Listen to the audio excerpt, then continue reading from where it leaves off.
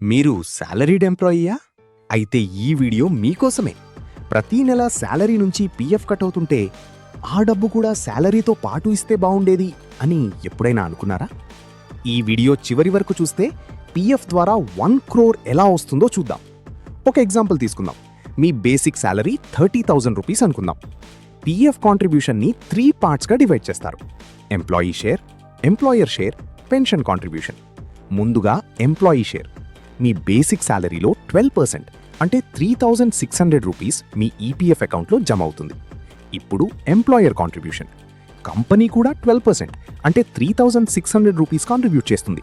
కానీ ఇందులో 3.67% అంటే 1101 రూపీస్ ఈపీఎఫ్లోకి వెళ్తుంది.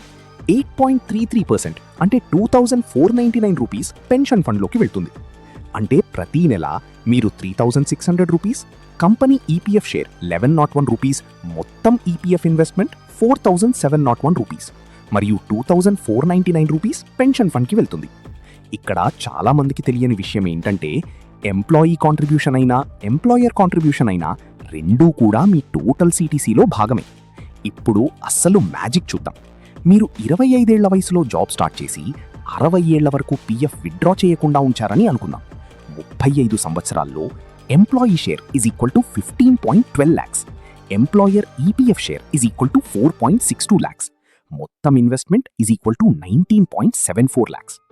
ఈపీఎఫ్ ఇంట్రెస్ట్ రేట్ 8.25% వద్ద కంపౌండింగ్ వల్ల ఇంట్రెస్ట్ మాత్రమే దాదాపు 95.72 lakhs వస్తుంది.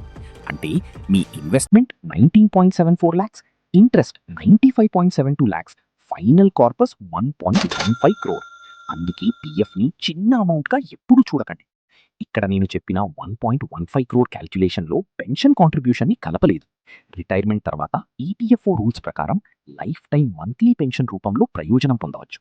అండ్ అందరికీ 30,000 రూపీస్ బేసిక్ సాలరీ ఉండదు. ఇది ఎగ్జాంపుల్ మాత్రమే. మీ సాలరీ స్లిప్లో మీ బేసిక్ సాలరీ ఎంత ఉందో చెక్ చేసుకోండి. పీఎఫ్ గురించి మీకు ఏమైనా డౌట్స్ ఉంటే కామెంట్ చేయండి. వీడియో నచ్చితే సబ్స్క్రైబ్ చేయండి.